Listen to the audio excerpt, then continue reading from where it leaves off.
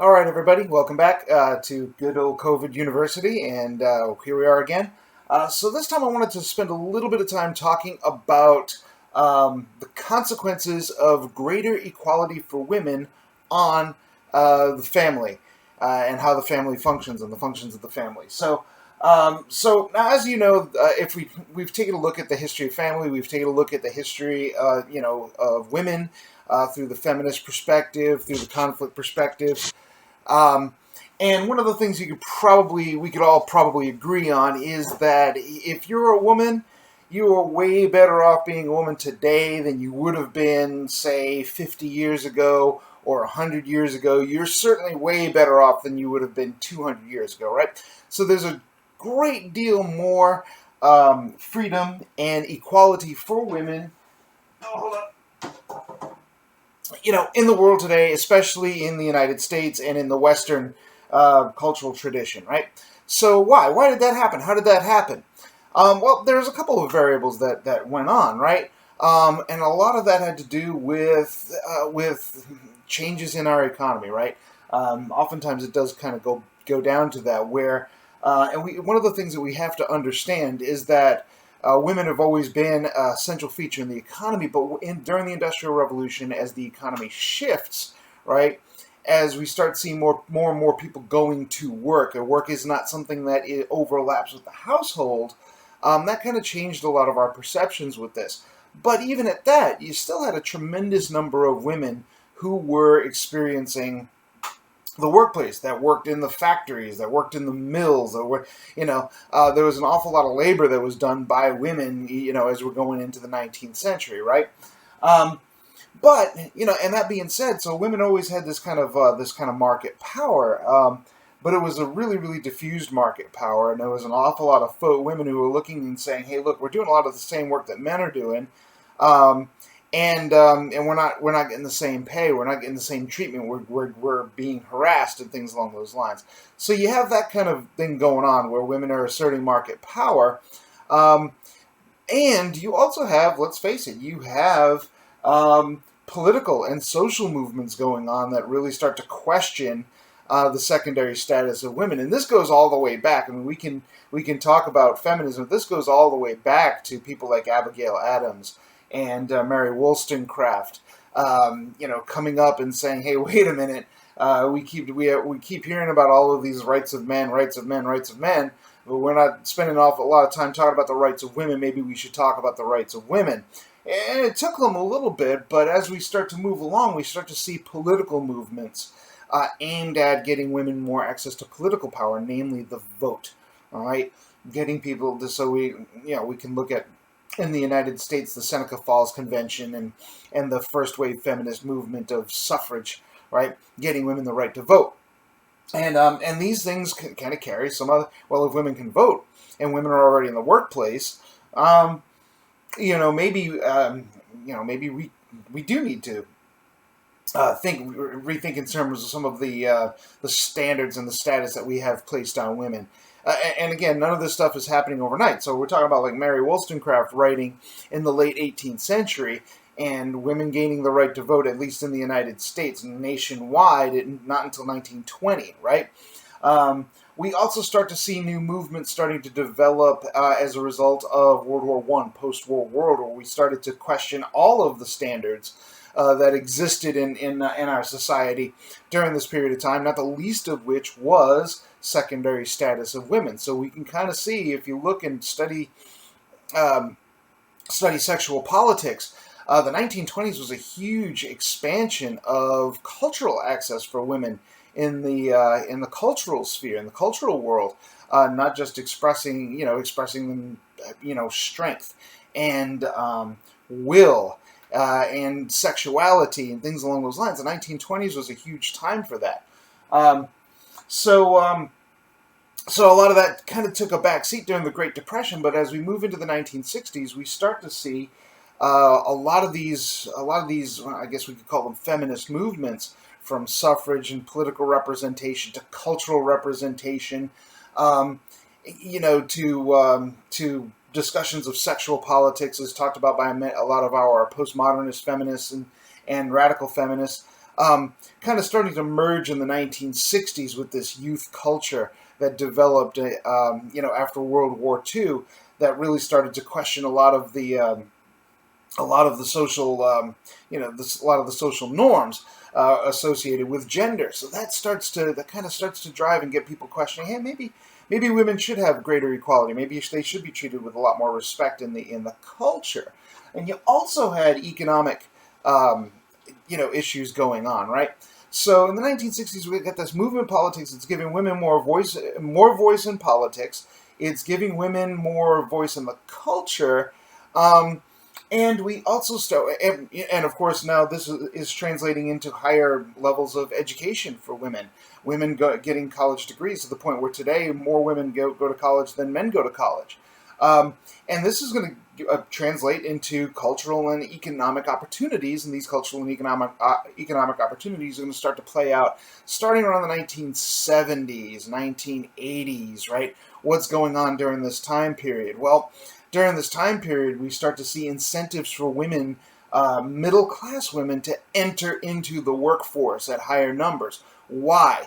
Well, one of the things that we know is that one of the elements of industrial economies is that we kind of created this standard by a mark of success for a family is that mom gets to stay home and dad goes to work to make the money, right? Now, we know that this is a class-based standard, right?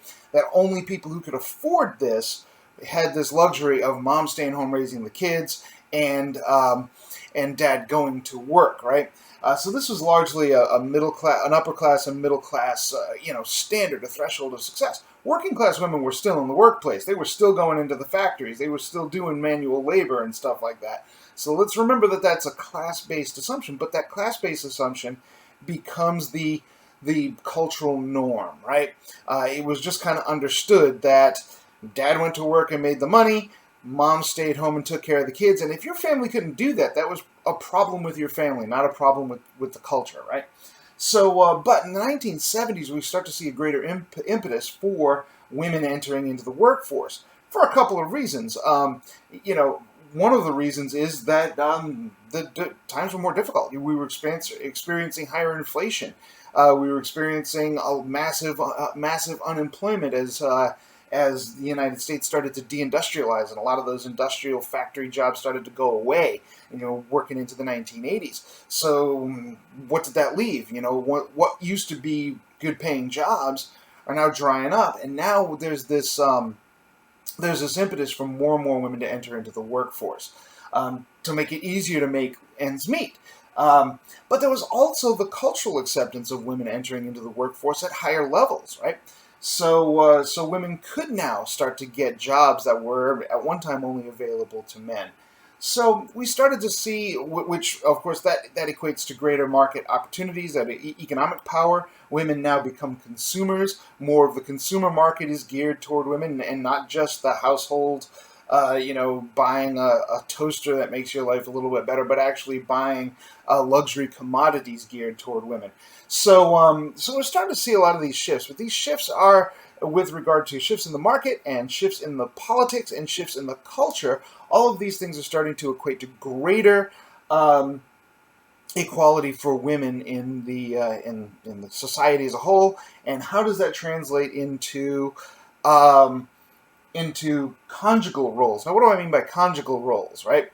Well, conjugal roles are basically the roles associated with marriage, right? And traditional conjugal roles, of course, involve dad going to work, mom staying home with the kids, mom doing the domestic labor, the household chores, the dusting and the cleaning and the fixing the boo-boos and stuff like that, and the father doing more of more of the maintenance chores, the mowing the lawn, repairing the car, cleaning the gutters, and things along those lines.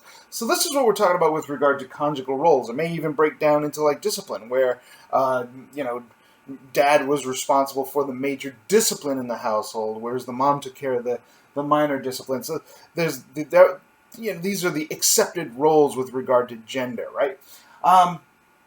And conjugal roles, the roles associated with marriage, right? And I think we can kind of all agree that these are starting to break down a bit. These are not what they used to be, and a lot of that has to do with the fact that women have a great deal more say in the culture and have a great deal of more say in the marketplace. So I wanted to spend a little bit of time talking about some of these conjugal roles, all right?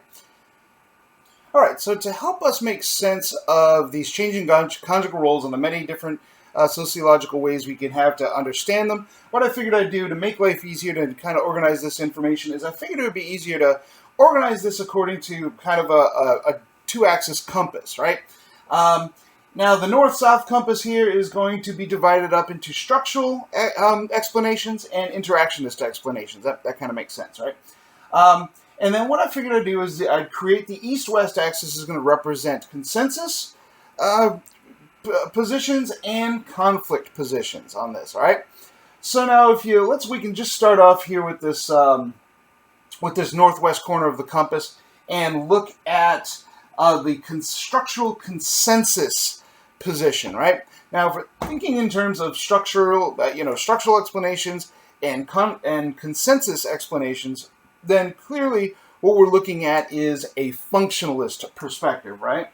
So we're going to call this functionalist. All right.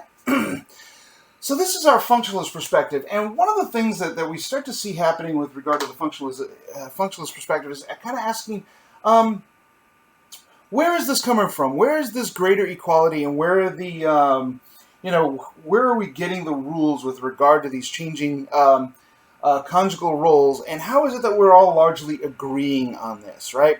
So one of the things that we remember, right, is that at one point, we have this assumption that it is the father who goes to work, the husband that goes to work, and the mother who stays home takes care of the kids and takes care of the domestic labor, right? Well, where did that come from? That was never true before. That was not a part. I mean, most of human history wasn't divided up like that, right? And we decided that had a lot to do with not with necessarily the economic realities of most people, but rather the economic realities or the social realities of upper class and upper middle class people. So during industrialization, yes, you have upper class people, but you also have upper class bourgeois people. In other words, people who are making their money through investments in business, right? And then you also have a petit bourgeoisie, and you also have this professional class that's starting to develop. These are folks with rarefied skill sets that are important to the functions of business. So accountants, lawyers, doctors, and things like that. These are folks who they are not necessarily part of that bourgeois merchant class, right? They're not making money necessarily through investments immediately. That's not their immediate means of making money and developing wealth, but they serve those interests, right? And in doing so, they also make a surplus, right? They make enough money to get by, and they make enough money to have a surplus, and that puts them into what we would call a middle class. Well, in this case, what happened is in industrial societies, what you had was your wealthy people were able to have those separations. Mom would stay home, take care of the domestic tasks, very much like the gentry and the upper classes of the old nobility era, right? Women would take care of the household, the estate. Right now, granted, they had plenty of people who were working for them. They had maids and stuff like that. But that was the standard. So what's happening is that now, as this bourgeois class, as this merchant class starts to gain wealth and access, they want to kind of do what the old gentry did, and they're setting themselves up very much like that. Mom stays home, and then of course that becomes an upper middle class standard.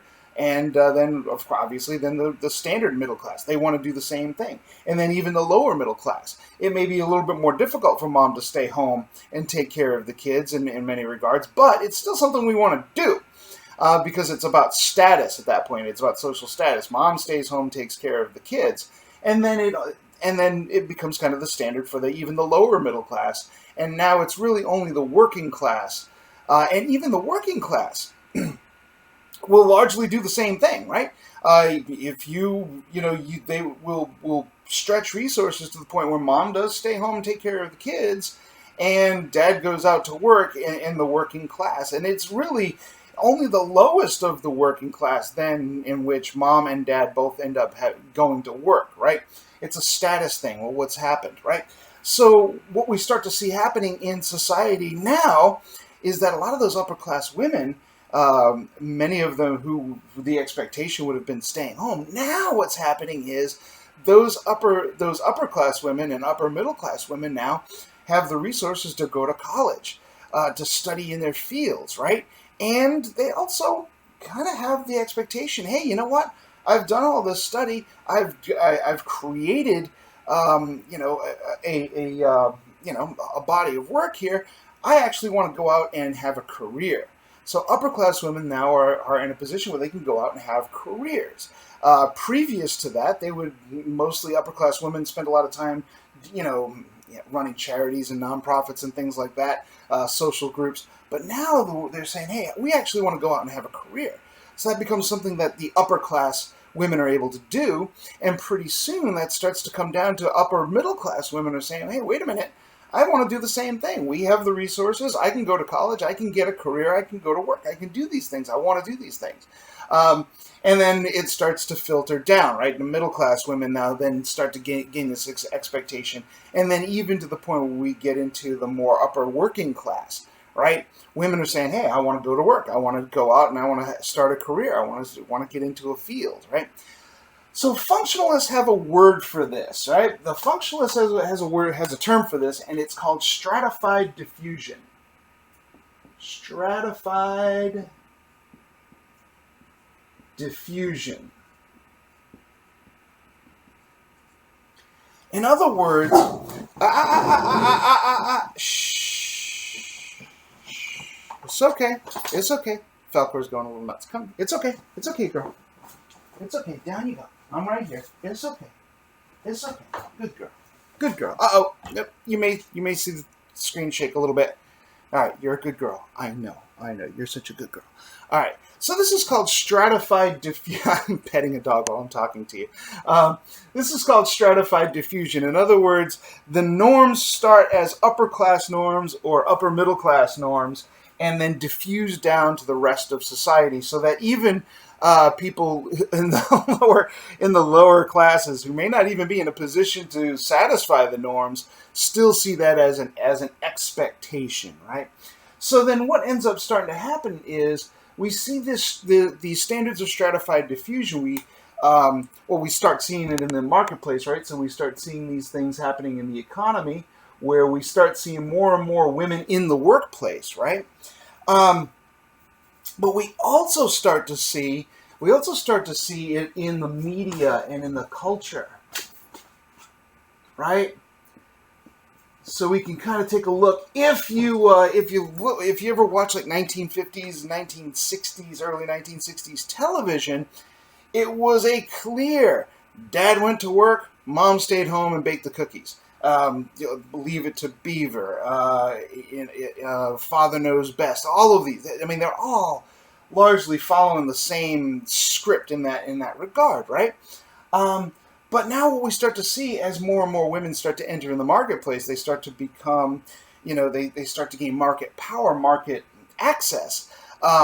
We're also, and these standards start to stratify down, we start to see media and culture representations of working women, right?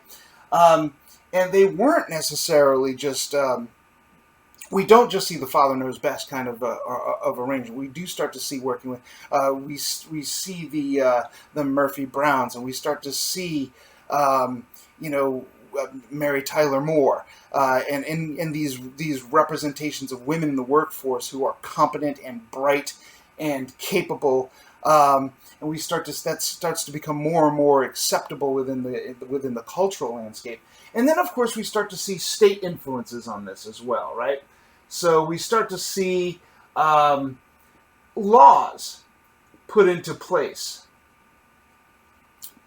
for protecting women and making sure that women have access to the economy and they can satisfy these desires for jobs and stuff along those lines. So it all pretty much starts with this idea of stratified diffusion, and it starts to work itself into the larger culture. And as it becomes acceptable to the larger culture, we start to see media representations that validate women in the marketplace, greater equality for women, and it kind of develops, it kind of evolves over time, which is kind of a functionalist perspective. Remember, we talked about social change. Functionalism is really kind of about evolutionary change, right?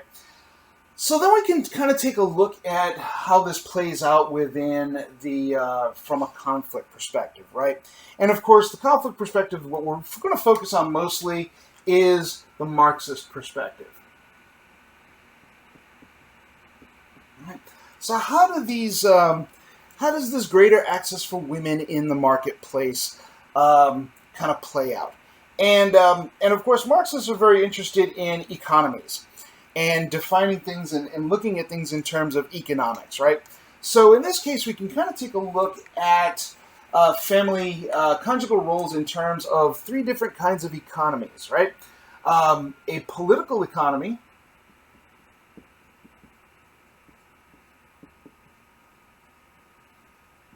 okay?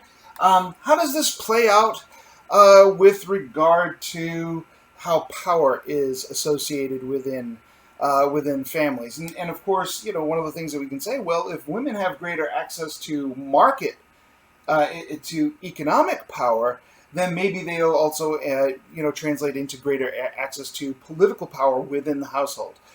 Who's making the decisions? Who's making the calls? And one of the things that we do start to see, we do start to see a certain leveling of the political, the household. I'm talking about politics in terms of households, right? I'm not talking about politics in terms of government. Think in terms of how a household with a father, mother, children, how is power distributed within that household? That is the politics of that household. Does that make sense? So, and oftentimes where Marxists are looking at is, well, oftentimes,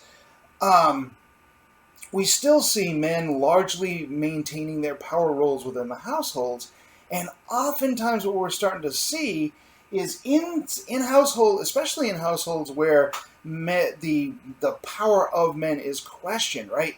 Women become the greater. Women are getting paid more than the men in the household. Sometimes it's a situation where the men lose their jobs, right? And jobs that at one time gave them status, and now I'm working at Walmart, right? So you start to see men taking the hit in the larger political economy, and that ends up translating into men then take a hit in the household political economy. And what you start to see is a lot of men then end up resenting that and fighting against that. And this loss of status then becomes a locus of domestic violence, domestic abuse, child abuse, and things along those lines. Drug use, drinking, and all of those things are also associated with greater levels of domestic abuse, right? So in the sidelines here, we kind of see with these economies that we're going to talk about, we're kind of seeing a pattern of domestic abuse, domestic and child abuse.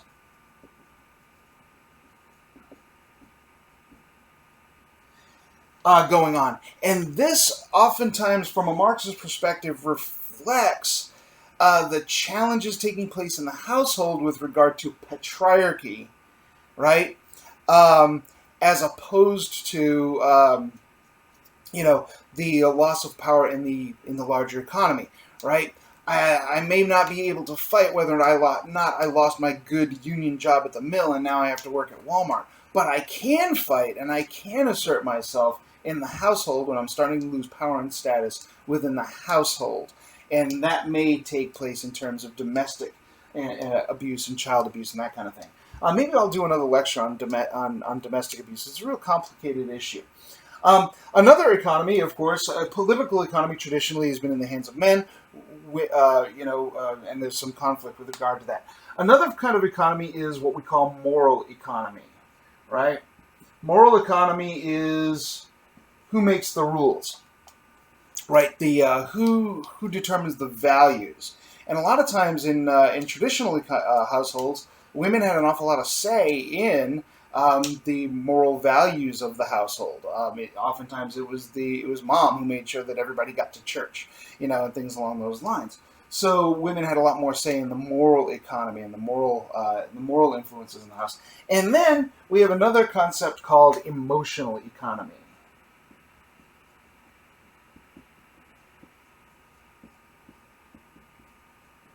All right.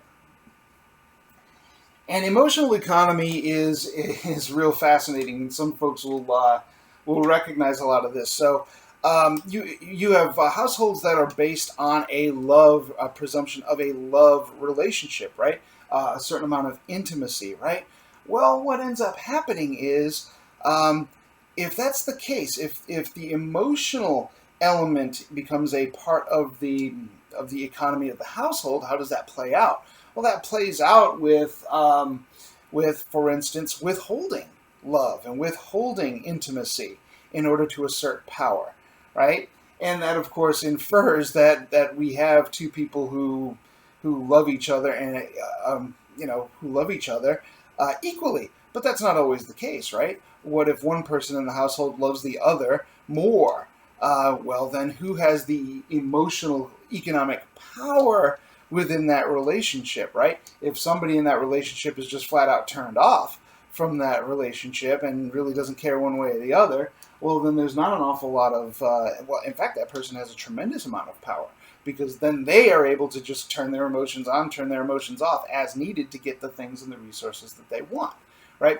So we start to see that stuff playing out. And again, all of this stuff kind of leads itself into a situation where, hey, look, power corrupts, and absolute power corrupts absolutely. Anywhere that you see a differentiation in power, you're also going to see that power being abused. It's one of the things that we know about power. Power gets abused. Okay? All right, so now I want to, we started in the northwest corner here, and we moved into the northeast corner here. I want to just kind of follow the compass rose around, because I'm going to introduce a new concept in this southwest corner, okay? So when we move down here, of course, now we're looking at an interactionist conflict perspective, right? And when you think in terms of an interactionist conflict perspective, the perspective that probably should come to mind is feminism. Right? And how feminism plays a role within these changing conjugal roles within the marriage and the household, right? And one of the things that we can kind of start to see as feminism, as women gain more power in the marketplace, more power in the household, we start to see, I guess, what we can kind of look at as a loss of status. A loss of status among the patriarchy. All right, so now this is a radical feminist concept, this idea of the patriarchy of male dominance. But what's really starting to happen in the household is this concept of male dominance is breaking down, right?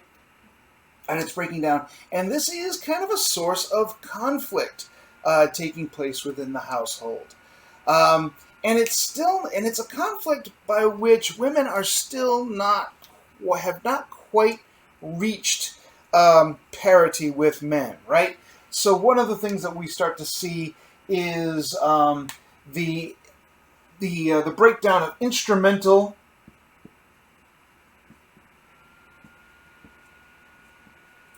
and emotional division of labor, right? We're going to call this division of labor. D of L, division of labor. Where, traditionally men do the more instrumental tasks, the task-oriented stuff, the business-oriented stuff. Women are doing the more emotionally centered tasks, the domestic care, the child care, and things along those lines.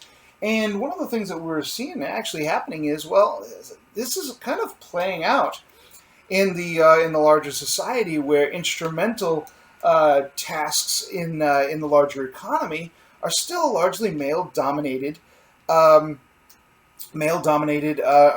professions, right? Men are still dominating in law, in business. They're still dominating to a certain, accounting and things like that, finance and things like that. Whereas women are more likely to dominate in your more emotional labor, right? Teaching, social work, nursing. Falcor snoring. Um,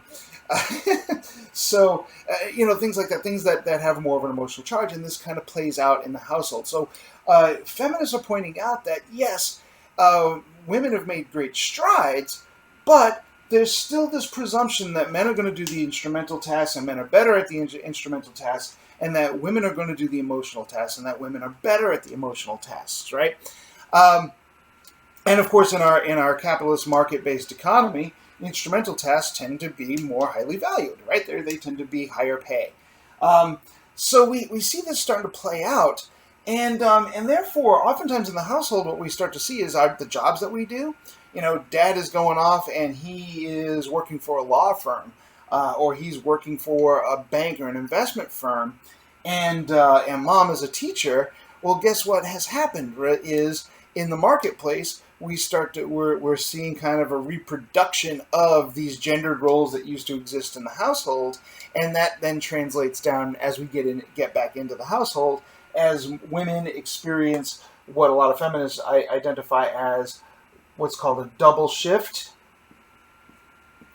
or some people even refer to this in terms of a triple shift, right?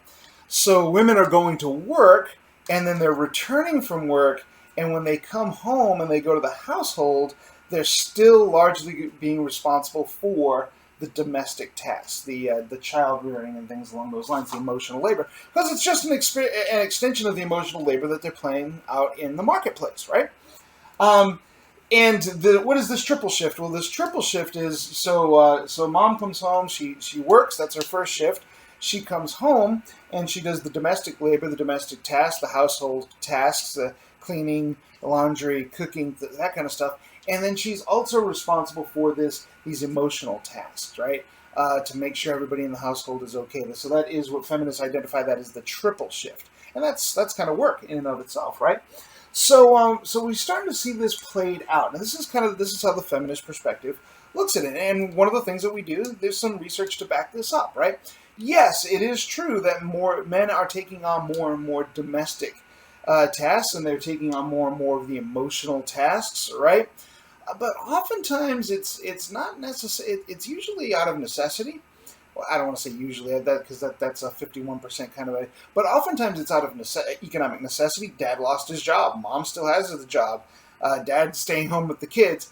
But even at that, we are still seeing that there still isn't parity of the domestic labor in the household between men and women. Women are still doing more of the domestic tasks, even though there's some research to suggest that men perceive that they're doing more of the domestic tasks. The breakdown doesn't necessarily work out that way. So this is a feminist perspective. Now, I'm going to introduce you to a different perspective, a new perspective that we haven't talked about thus far.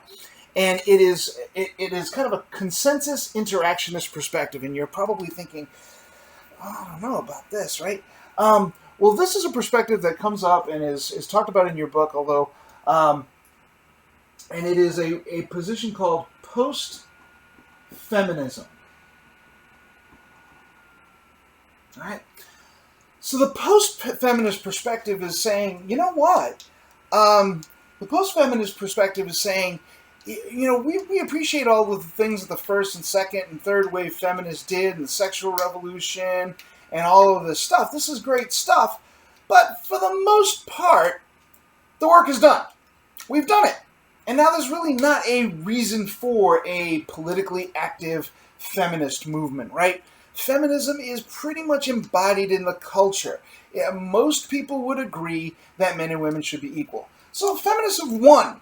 Right? Now, there may not be total parity yet, but we're working toward it, and it seems that parity is developing over time, that we're starting to see this parity happen, and women have greater access to the marketplace, and they have greater access to choices, they have greater freedoms, and I'm about to sneeze. Oh, that's embarrassing. Okay, so women have these opportunities, and post-feminism is also kind of a critique of some of the assumptions made by feminists, right? So, for instance, take for example, wearing makeup and wearing, form-fitting dresses, right? Feminists look at this as a form of oppression. Feminists look at this as a form of saying, hey, this is a way of belittling you and decreasing your status. You feel inclined to wear makeup to make yourself pretty because you don't necessarily have the faith that you're pretty all by yourself, and that you have to wear this revealing clothing. Why are you wearing that revealing clothing? Wearing the revealing clothing to attract a man, and therefore, what you're doing is, is submitting yourself to the masculine gaze, right? And the post-feminists are saying, no, if women are free, then why would you criticize a woman for wearing makeup? Maybe she wants to wear makeup. Maybe she likes makeup. Maybe makeup makes her feel good, right? Makes her feel pretty, or makes her happy, and she wants to express herself wearing makeup. And maybe, you have, maybe this woman, she goes to the gym 2 hours every day, and she works real hard. She works really, really hard to look a particular way. And maybe she wants to just kind of wear clothing that shows the amount of work that she's putting into herself, and that that it's actually a expression of pride, that they're wearing these clothing. You can't necessarily make the assumption that this is just male dominance being expressed in women's choices. So the post-feminist perspective, and then the feminists would argue, well, wait a minute, but why do you want to show pride in that particular way? So the postmodernists will say, well, yeah, men who do the same thing. They'll wear clothing to attract. So the post-feminist argument is largely that feminism is largely won, and now we have to open society up and to allow women to make the choices that they want to make. And if that choice is to be more feminine and to wear makeup, great. If that choice is to not wear makeup and take on those traditional feminine roles, fine. There's nothing wrong one way or the other, right? So some of the evidence that they point out is this concept of what we would call the new man. One of the things that the post-feminist is pointing out is saying, hey, look, actually, men are taking a greater role in the household, raising the children and that kind of thing. And in fact, there's a lot of research out there that's showing that men derive a great deal of satisfaction from, especially with regard to more interaction with kids and children, right?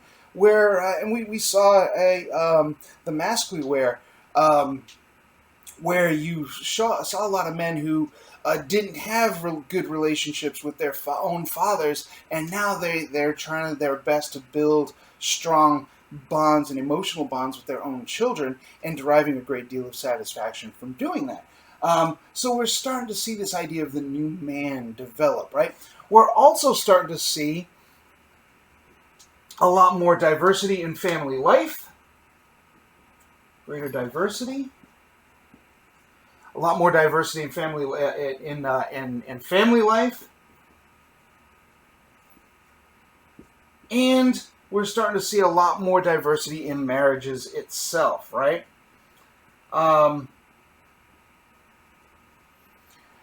We're starting to see these things happening, and we can't really point and say, well, this is what a marriage looks like, and this is what a family looks like in the 21st century. It looks different. It looks different. Your family may not look like my family, which doesn't look like the family next door. So we're starting to see more diversity taking place in marriages, and that diversity is breaking down into greater diversity in the household, right? While I'm sitting in here doing my video with you guys, my wife is in the other room. She set up her own office, and she's doing her own work. And hers is a lot more lucrative than mine.